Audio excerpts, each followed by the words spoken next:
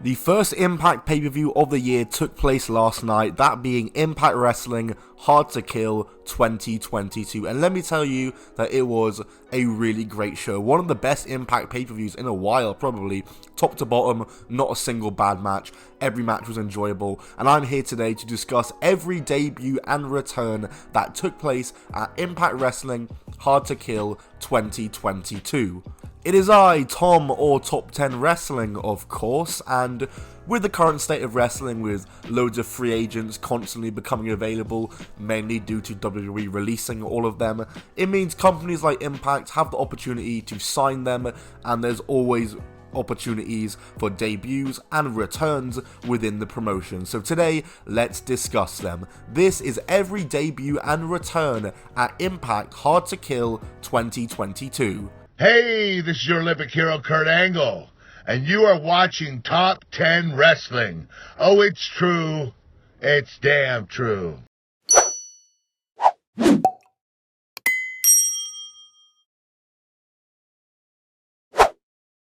Starting off, we have Tom Phillips, who made his debut for Impact Wrestling as their new play-by-play commentator, taking the place of Matt Striker, who Matt Striker, by the way, I think he was very good at Impact anyway, but Tom Phillips is exceptional at his job. Very puzzling why WWE would release him. They could easily find use for him.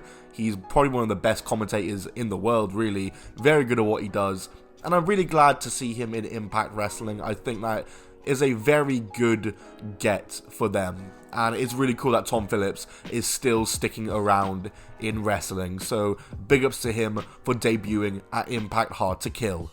Next up, we have the in-ring debut of Speedball Mike Bailey. So great to see Speedball wrestling out of Canada again. I used to love him in WCPW, which is where I first discovered him, and he's just such a great underrated wrestler. I'm so happy Impact have signed him. It was kind of announced a while ago that he was signed, and it was meant to be someone else in the match he competed in, but he took their place, and Mike Bailey is just such an innovative wrestler, such an underrated guy. So great to see him in Impact. Genuinely such a great signing for them. I really can't wait to see him in the X Division and to see him up against guys like Trey and maybe Matt Cardona and Moose and just people like that, you know.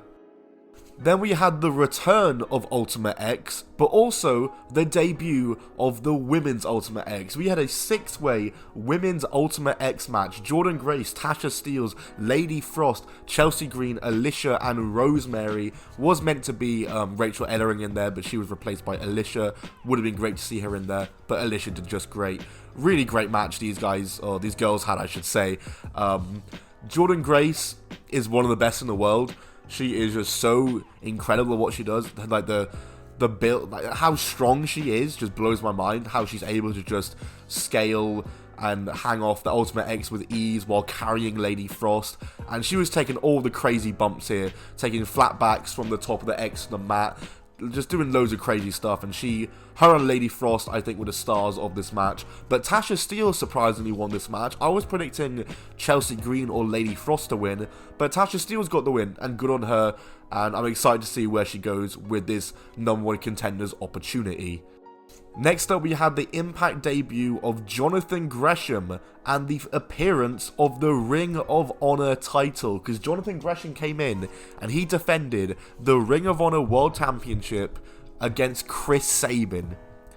These are two guys who in their time were some of the best at what they did. Chris Sabin in his prime, just how many people owe Chris Sabin and Alex Shelley their careers? Because those guys are innovators, and Jonathan Gresham nowadays is an innovator, and he is one of the best in the world. These two guys had such an awesome match, maybe match of the night, and Jonathan Gresham did come out with the win in a pure rules match. But Chris Sabin, man, that guy can still go. He's still so good. Just give him the world title. Just give him a proper world title run that he didn't get in 2012. Give him a proper world title run. I'm not against it. Who would be? We also had the in-ring debut of Jonah, who you might remember as Bronson Reed in WWE and NXT, former NXT North American champion. One of the few guys in NXT who I actually enjoyed watching because I kind of fell out with NXT the past couple years, but he was one of the guys I really enjoyed watching. It was him and Candice LeRae that were the only appeals to me in NXT for quite a long time. But Jonah is really great to see him in Impact, and I'm glad he's still got a shot in like a good company now, because he shouldn't have been released realistically. He's a great wrestler, and he had a great match with Josh Alexander, which he did lose. Obviously his debut match he did lose, but he put on a great show with Josh Alexander, and I hope he's here to stick around, and I hope that, you know, maybe he could wrestle in the X division. He's a pretty nimble guy for his size. He can do some crazy stuff, and yeah, hope to see more of him in Impact. I thought he was really good. And then we had the debuts and returns of 5 people, because after the Hardcore War match, we saw Matt Taven and Mike Bennett from the OGK invade the ring and start fighting people. Then Vincent ran in, then PCO ran in, before Maria Kanellis got in, and it's very clear that we are looking at a Ring of Honor invasion. Obviously, Mike Bennett and Maria Kanellis are former Impact wrestlers, Mike Bennett being a former X Division champion, Maria Kanellis being a former Knockouts champion, so they're returning.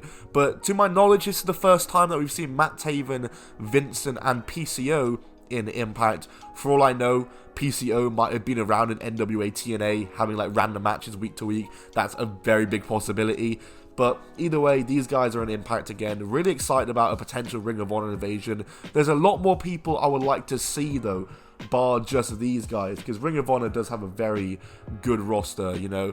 Where's people like, I don't know, Shane Taylor? Where's people like, I don't know, maybe Kenny King? Get him in there again. That'd be really cool to see.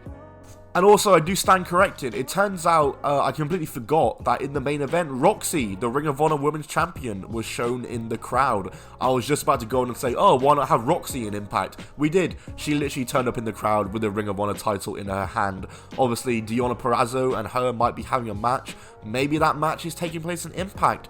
For all we know, Roxy had a WWE tryout. She could be on her way there, but Roxy did show up in the front row. I hope to see her on Impact. She's absolutely brilliant. Before we head off, let's talk about some of the potential returns or debuts we could see within Impact coming up soon, because this Ring of Honor invasion has opened up a lot of possibilities. First up, there's the Inspiration. They couldn't make it because of COVID. We know for a fact they're going to be back. Moving on, let's talk about Braun Strowman, who I believe is now being known as the Titan.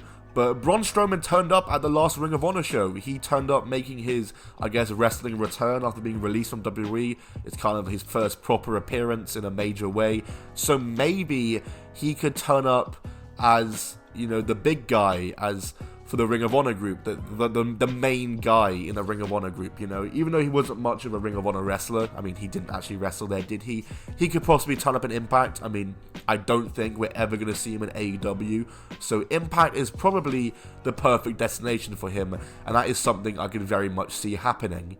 Next up, I reckon we could see EC3 popping up soon. After he was released from WWE, he came back to Impact, where he did his Free the Narrative gimmick, and he faced Moose, who defeated him, and after that he was out, and he's gone to Ring of Honor, where he's doing his Free the Narrative stable.